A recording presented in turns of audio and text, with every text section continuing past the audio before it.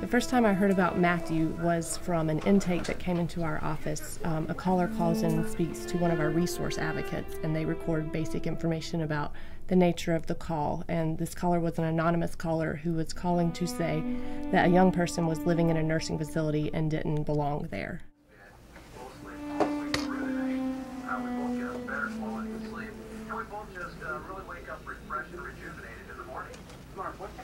The first time I heard about Matthew was within a few weeks of being at GAO. I heard from Katie, who was my supervisor as an intern, and she told me that we were going to go meet a young man who was living in a nursing facility in Meriwether County. She didn't have a whole lot of details then because she just met him recently, but she said that he was very young and very unhappy at the nursing facility and really wanted to move out, but he didn't know what resources he needed to tap into to be able to move out and to live on his own.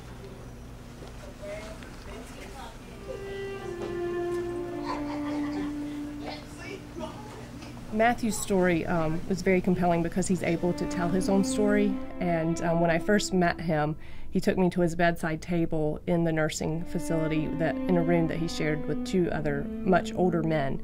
And he pulled out a sheet of paper that had the alphabet written on it, and he started pointing to each of the letters to spell out words to connect sentences. And so it was really apparent that he needed a communication device. And once we got those things rolling, the main thing he said was, "I want out of here." And I just knew how important it was for him to be out in the community, not living in a nursing facility.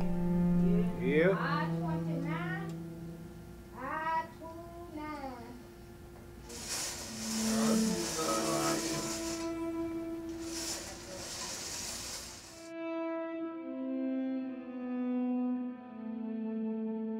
That was the hardest decision of my life. I had just gotten to the point where I was afraid for me, afraid for him, and afraid for any of the girls that were helping me, pick him up and move him, because it was getting to be the point it was dangerous. So I made the decision to contact a nursing home. I had tried, there's a couple of nursing homes close to our home. Nobody, there's waiting list. I'm still on the waiting list at the nursing home here in Peachtree City. And there's always a waiting list. So the only place we could take him was the nursing home that he's in now. Well, the things that we found are very similar to what researchers across the country have found, and that is that it is a tremendously difficult decision for people to decide to place a child out of the home, and it almost always relates to some service, some support, some help that person really needed that wasn't there when they needed it. My name is Matthew Harp. I am 21 years old. At the age of 6, I was diagnosed with Leig's disease. This is a degenerative neurological disease. I can no longer walk and have trouble speaking. I have always lived at home with my family. When I turned 21, my mom said she could not handle me anymore. She took me to Greenville, Georgia. She admitted me into a nursing home. I am by far the youngest resident. This was a shocking difference from the home I was accustomed to.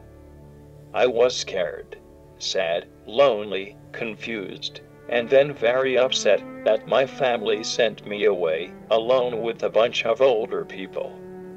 I am very bored at this place, and I do not like the food.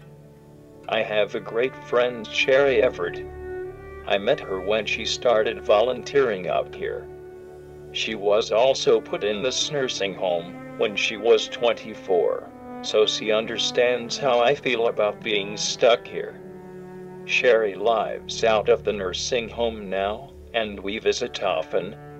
She helps keep my spirits up. I am working on getting out of here. The Georgia Advocacy Office has been a great helper in trying to get me out. I am hopeful that I won't be here very much longer. The Children's Freedom Initiative started when we discovered that there were over 140 children in nursing facilities in Georgia. First, we just found a few kids the Georgia Advocacy Office in our routine monitoring as the protection and advocacy system, and through getting complaints from other people in the community about kids being abused and neglected in facilities, we found that there were literally babies in nursing facilities. And so we actually asked the question, how many children in Georgia are institutionalized? And that turned out to be difficult to get the answer from the Department of Community Health. Once we realized that Matthew had been in a facility for 6 months, we applied for Money Follows the Person, which is a federal grant that encourages states to reduce their reliance on institutions and facilities and to transition people into communities with supports.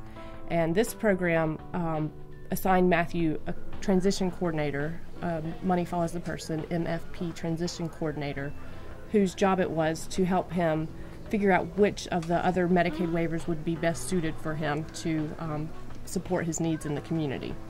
And so once that person got involved, things started moving a little bit quicker than waiting on the planning list to get a Medicaid waiver for a person with a developmental disability. Because through Money Follows the Person, it opened up some doors for some other waivers, which Matthew was also qualified for.